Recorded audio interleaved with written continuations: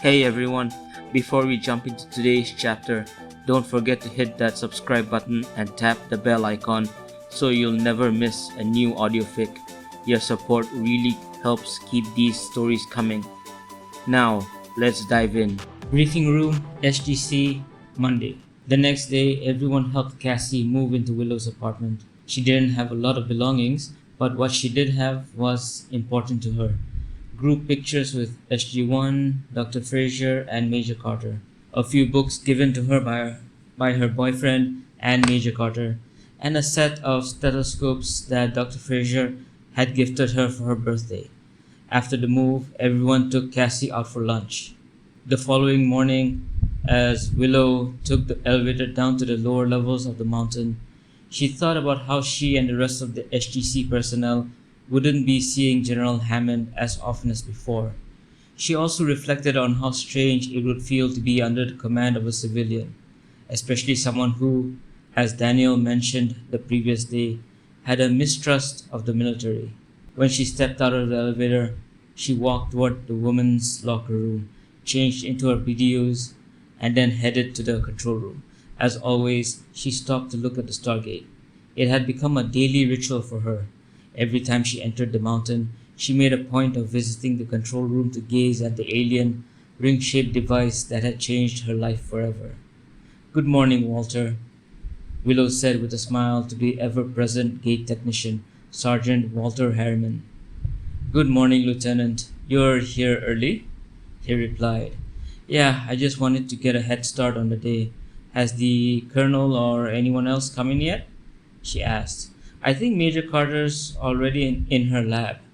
SG-13 brought back some new tech yesterday, so she came in early to examine it," said Walter. "And I believe Dr. Jackson is upstairs talking with Dr. Weir." "All right, I'll go help Major Carter examine whatever it is then," Willow said as she turned around. She took the steps down to the hallway and started to make her way to Carter's lab. After having taken a few steps, the klaxons blared and Walter's voice rang out. "Unscheduled off-world activation." Willow spun around and ran back into the control room, just in time to see Daniel coming down the stairs with a tall, dark-haired woman she didn't recognize. "Good morning, Willow," Daniel greeted. "Morning, Daniel," she replied. "Oh," he said, glancing at the woman beside him. "Dr. Elizabeth Weir, meet Lieutenant Willow Rosenberg. She's also a member of SG-1. "Hello, Miss Rosenberg," said Dr. Weir as she extended her hand. "It's Lieutenant, actually, ma'am," Willow corrected gently. "Or Red. Very well, then Lieutenant it is," Dr. Weir said with a polite smile. "It's a pleasure to meet you." "So, do we have an IDC, Walter?" Daniel asked as Willow and Weir shook hands. "One coming through now," Walter replied. "It's Master Braytax." Looking at Dr. Weir, Daniel motioned toward the closed iris. "He's an ally, so we should probably—" "Yes, I know who he is," Dr. Weir interrupted. "Please open the iris, Walter." As the iris slid open, Willow, Dr. Weir, and Daniel made their way down to the gate room. Moments later, Master Braytax stepped through the shimmering event horizon. Even before he spoke, Willow sensed apprehension and fear radiating from the old warrior. She watched Daniel introduce Dr. Weir as the new base commander and noticed Braytax's expression. He seemed to believe General Hammond had died. Daniel quickly explained that the political leadership in Washington had shifted and that changes were underway at the SGC. Willow could still feel Braytax's unease, but relief washed over him as soon as Teal'c entered the gate room. "Something's happened, hasn't it?" Willow asked, her eyes fixed on Braytax. Daniel turned to her, confused, then looked at the Jaffa Master. "Yes, Willow of the flame hair," Braytax said gravely, his gaze sweeping over those at the base of the ramp. "There is a considerable problem. Anubis is coming, with a fleet of 30 ships, and he will arrive in 3 days. SGC briefing room 4 hours later. SG-1 was waiting in the briefing room for Dr. Weir and the Vice President. They were scheduled to hear Braytax's report and then, based on that information, develop an effective defense. Willow and her teammates were prepared to begin hours earlier when Braytax first came to them. And then the colonel learned that Vice President Kinsey insisted on attending. SG-1 was waiting in the briefing room for Dr. Weir and the Vice President. They were scheduled to hear Braytak's report and then, based on that information, develop an effective defense.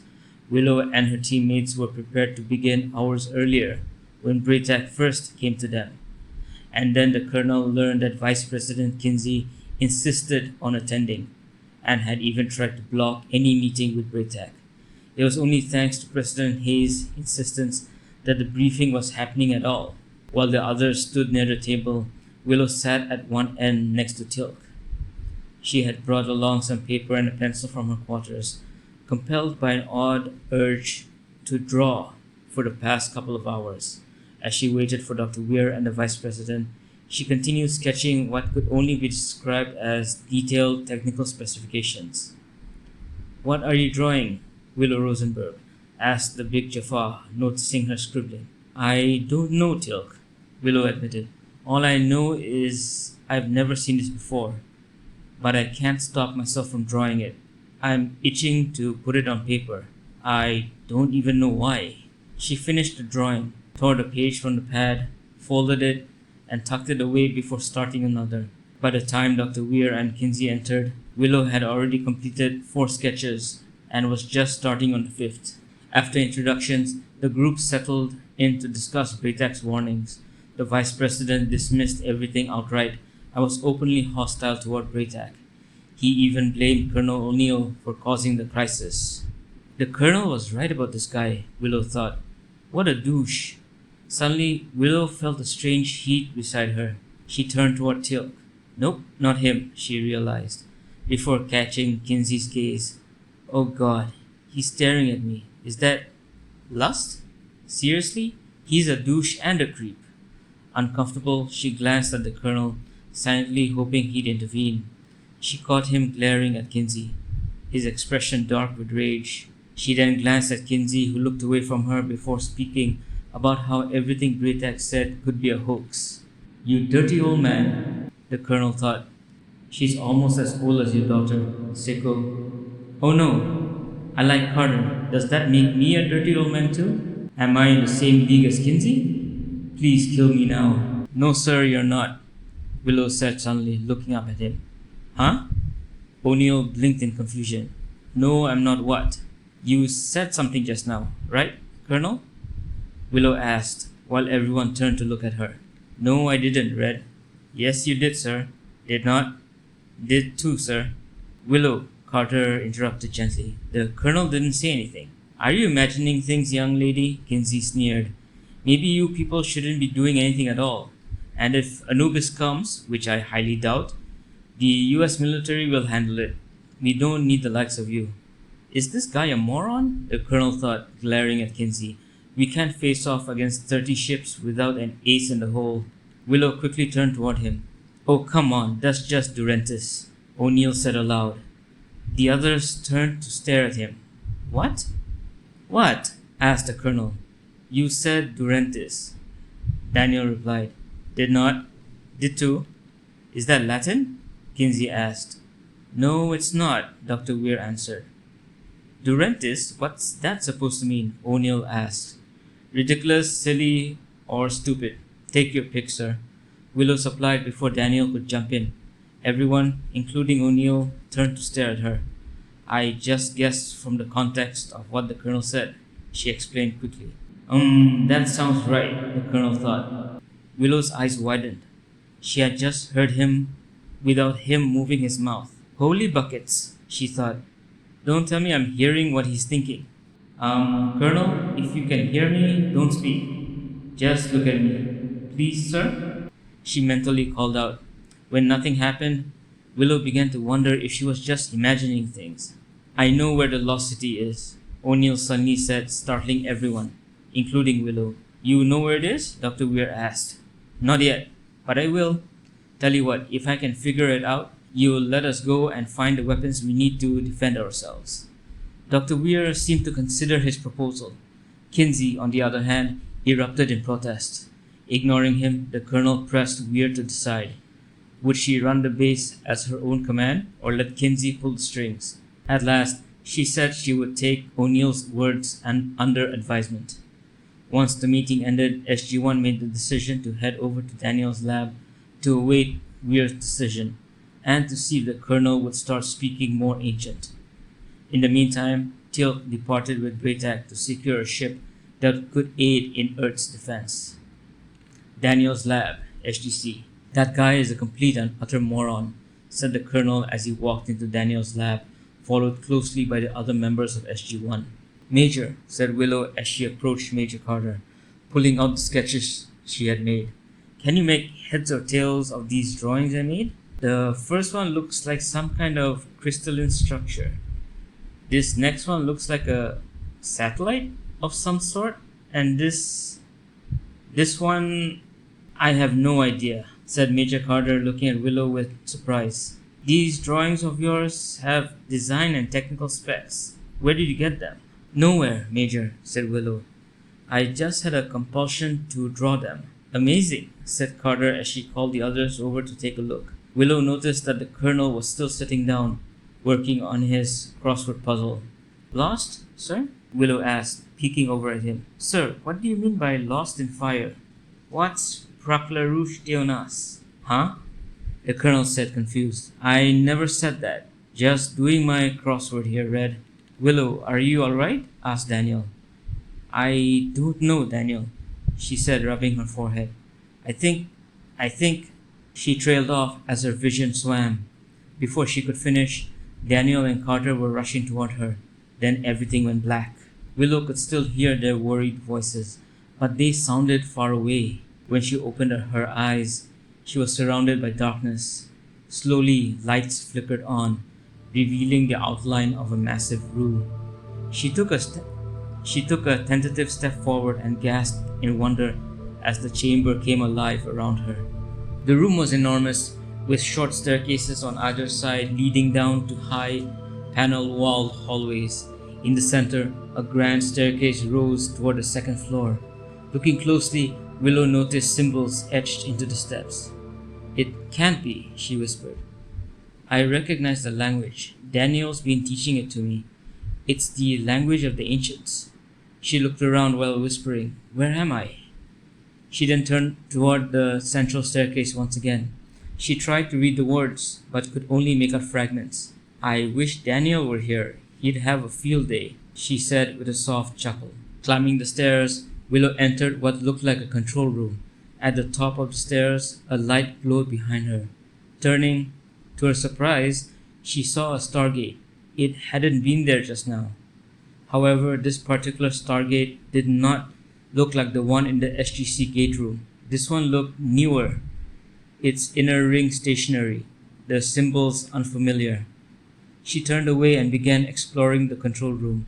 She found a balcony overlooking a vast blue ocean. Rising from the water was a breathtaking city of towers. The sight tugged at her memory.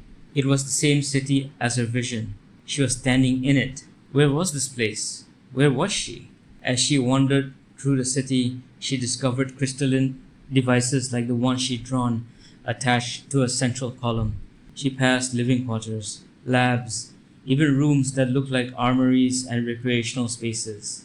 Willow soon came to a door with a glowing hand panel. She swiped her hand, and the door opened into a room. Confused, Willow stepped into the room and everything around her melted away as if reality was shifting. Now she was in a room where O'Neill was pinned to a wall, unable to move, fear in his eyes. A knife passed straight through Willow as if she wasn't there and stabbed into his shoulder. She gasped as two more blades pierced him, one at the collarbone, one through the heart. "No!" Willow screamed, rushing to him. She spun around, but there was no enemy she could see. "Calm down, Willow. This is just a memory," she reminded herself shakily, turning around to see O'Neill take his last breath. The scene shifted again. O'Neill was still pinned, this time whispering through clenched teeth. "Kanan. His name was Kanan." "Kanan?" Willow repeated. The name clicked. That was in one of the mission files. This was when he was captured by Baal. The smug Goa'uld appeared before her eyes, knife in hand. She watched helplessly as Baal slashed O'Neill's throat, then subjected him to endless cycles of death and resurrection. After watching O'Neill dying and then being resurrected many times, Willow was shaking while leaning against the wall with tears stinging her eyes. I can't take it anymore. Please, I want to leave. Someone help me. She pulled her knees to her chest as she slipped down the wall, trying to block out O'Neill's screams as he was tortured. Gradually, the voices of Baal and O'Neill faded, replaced by softer ones. Willow, can you hear me?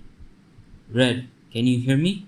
At the nickname Red, Willow snapped her eyes open. Major Carter and O'Neill hovered over her. Without thinking, she quickly got up to her feet. The sudden movement made her feel slightly dizzy. Still, she threw her arms around the colonel, clinging to him. Whoa there, Red, O'Neill said, startled. You're gonna squeeze the breath out of me. He felt her trembling and the wetness of tears soaking into his collar. He glanced at Carter, who looked both worried and confused. Easy, Red, O'Neill said gently, patting her back. Tell me what happened. Why are you crying? I saw everything, Colonel. I was there, Willow gasped, before releasing her grip on him, then stepping back and wiping her tears away. What did you see? Asked Carter, her heart twisting at the sound of Willow gasping once again before wiping more tears. I saw Baal, Willow whispered after trying to regain some composure. At the name, O'Neill froze. Carter flinched. O'Neill knew it reopened wounds she carried as well, her guilt over persuading him to blend with Kanan. Daniel burst into the room. Jack, Dr. Brightman is on her way. He rushed to Willow's side. Willow? What happened? After a long moment, Willow spoke after wiping more tears. Her eyes were on O'Neill. I saw Baal. I saw everything he did to you. Everything. It's okay, Red, O'Neill soothed. You're safe. We're safe. Baal isn't here. And if he was, we'd kick his ass from here to Pluto. He forced a smile. But right now, I need you with us. We've got to find a lost city and deal with Anubis. Willow, let me take you to the infirmary, Carter offered softly. Thank you, Major. But I'll be alright. I just need a distraction. Too many images in my head. Carter hesitated but nodded. Alright, she turned to Daniel. Cancel the call for Dr. Brightman. Sure, Daniel said, picking up the phone. I'm sorry for worrying you, Willow said, her voice sounding small. Think nothing of it, Red, O'Neill said. The others nodded in agreement. Daniel's eyes fell on the crossword lying on his table. He picked it up, frowning. Jack, did you fill this out? Yeah, why? O'Neill asked. Because here you wrote Praklarush Theonas under label and sphere, and earlier Willow mentioned that same name. It actually translates to lost in fire. Everyone turned toward Willow. I guess there really is some kind of link between you and Willow, Colonel, Carter said. But O'Neill was staring at the Earth symbol patch on Carter's BDU. Without warning, he tore it off and slapped it on the table. At, he said. At? Daniel asked. I see that, O'Neill explained, pointing to the patch, and I think at. Daniel thought to himself for a moment before there was a sudden look of realization on his face. He quickly drew another symbol. What about this one? Shh, O'Neill answered. Huh? Daniel frowned. Then he noticed Willow staring at the same symbol. That's what it says, Daniel, Willow whispered. Huh?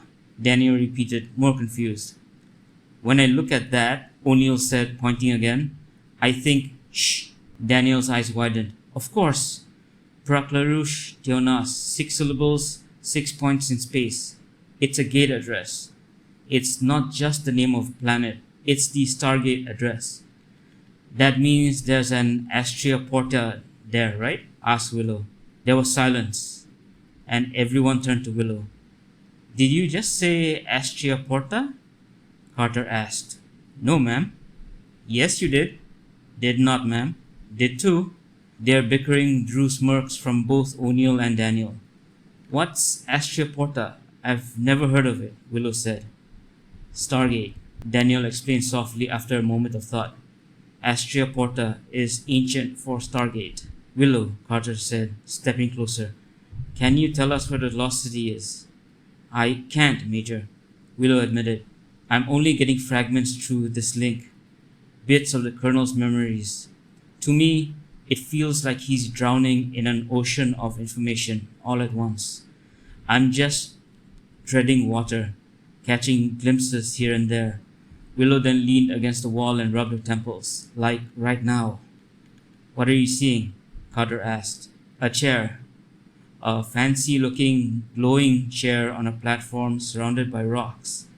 I think it's important. It's not the lost city, but important, somehow. At that moment, O'Neill suddenly walked out of Daniel's lab, purposeful, like a man on a mission. Daniel's eyes followed him. Okay, I think he's gone full ancient on us. What do you mean? Willow asked. The last time this happened, the Colonel built a power source to dial the Asgard homeworld. Carter explained. I think he's about to build something again. Sam, Daniel said, we should check out this address. Yeah, she agreed, then turned to Willow. Stay with the Colonel. Daniel and I will see if we can dial that planet. Yes, ma'am, Willow said, following O'Neill, who, moments after entering a nearby supply room, started to gather supplies. Meanwhile, Carter leaned closer to Daniel, her voice low. She saw everything, Daniel. She saw all the times he died and was revived, only to die again. Even I don't know the details of what happened with Baal. The Colonel never told me. I think he still hasn't forgiven me for convincing him to host Canaan. Daniel frowned. Sam, you know Jack. He's private. He wouldn't tell anyone what Baal did. It would be too horrific to relive, let alone share, even with us. I just want to know if he's alright, Carter admitted. He's still there, Sam, Daniel said. He's still sane. But if Willow could see it, that means he still remembers, Carter whispered. Daniel stopped, turning to face her. He placed his hands on her shoulders. He'll never forget it, but he doesn't blame you. How do you know? He told me, Daniel sighed. He never told me what happened, but he did say he never blamed you. Then why didn't he tell me? I don't know. Maybe he was angry at himself. Maybe he didn't want to look weak in front of you. It could be anything. But he doesn't blame you, Sam. Alright? Carter nodded reluctantly, and Daniel gave her a quick hug before they continued toward the control room. Supply room, SGC. Willow trailed after Colonel O'Neill as he moved around, pulling gear from drawers and shelves. Colonel, I'm sorry, she said. O'Neill didn't look up. For what? He dropped another bundle onto the growing pile. I didn't mean to go into your memories. I mean, I can't control it. I know you don't like people in your head, and I didn't want to. Well, after telling you what I saw Baal do, I thought maybe I made it worse. That stopped him. He turned, giving her a steady look. Red, none of that is on you. That memory's mine whether I like it or not. But you know what? What, sir? I got out. Carter, Teal'c, Jonas, they pulled me through. Daniel too. Point is, I escaped. I'm here, and I know you didn't mean it, so drop the guilt. Understood? Yes, sir, Willow said softly. Good. Now, O'Neill gestured at the heap of parts. Bigger problem. Anubis. And this thing I'm supposed to finish. Any idea what it is? No, sir, Willow admitted. She pulled open another drawer, tugged out a Nakoda generator, and stacked it beside 5 environmental suits. I just felt like we might need these? O'Neill raised an eyebrow at her. Willow, Daniel said as he came up behind her. What's happening? No clue, Willow said quickly. He just started grabbing things. She glanced back as Carter and Dr. Weir entered the room. Colonel, Carter reported, there's a gate on Proclarouche Teonas, but it's unresponsive. We believe it may have been buried, thus lost in fire, Daniel murmured. Major? Willow asked. Does that mean we can't go? Not exactly, Carter said, turning to her. We have the coordinates, and Teal'c just confirmed he has a ship. We can fly there. He'll be here in 4 hours. O'Neill finally stopped moving, clapping his hands once. All right, kids, looks like we're set. 4 hours. Be ready. En route to Proclarouche Teonas. Willow was sitting shotgun next to Teal'c in the Teltac, he had acquired thanks to Ronan, a rebel Jaffa. She had lost track of how long they had been traveling in hyperspace, but she knew they still had some time before reaching Proclarus Theonas. She glanced at Teal'c, who was focusing on piloting the ship, then turned her gaze to the viewport in front of her. The swirling blue tunnel of hyperspace filled her vision, and she just realized something. She had been through the Stargate many times, but never actually been in an alien ship through hyperspace. I can't believe I'm in a spaceship traveling through hyperspace, Willow thought. This is so cool. Oh, if Xander could see me now. He'd kill to ride this thing. Turning away from the tunnel, she looked behind her and saw Braytag meditating alongside Ronan. Something about the younger Jaffa unsettled her. She couldn't put her finger on it, but it felt as though he was hiding something. She made a mental note to inform the Colonel or Major Carter later. As she got up from her seat, she noticed the Colonel heading toward the engine room with Major Carter close behind. Wandering into the cargo hold, Willow saw Daniel asleep on the floor. With everyone either occupied or resting, she decided to return to her seat next to Teal'c and relax until they reached their destination. She closed her eyes, only to be jolted as the ship suddenly shuddered. Startled, she turned to Teal'c. "Do not worry, Willow Rosenberg," Teal'c reassured her as though he had read her mind. "The hyperdrive speed and efficiency have just been increased. We should arrive at our destination much sooner now." "Oh, okay, Teal'c," Willow replied, relaxing a little. She was just starting to get comfortable again when she suddenly heard a familiar voice in her head. "You're right to take command, Carter. I don't know how much longer I'll be lucid." Willow stiffened. She gulped before mentally calling out, "Colonel, is that you? Can you hear me?" No answer, and then a moment later she heard a reply in her mind. "When Red was out on the patio back at my place, I wish I had told you I..." Didn't he hear her? Willow mentally called out once again before he actively thought about his next few words, words that she knew O'Neill would not want anyone to hear. "Colonel, I can hear you, and I don't think that's something you want me to hear." Huh, that sounded like Red's voice. I must be imagining things again, thanks to the damn download. Willow was relieved. He didn't say the words she knew he wanted to say, at least not out loud or publicly. "You're not imagining things, Colonel. Really, it must be my imagination. La la la la la.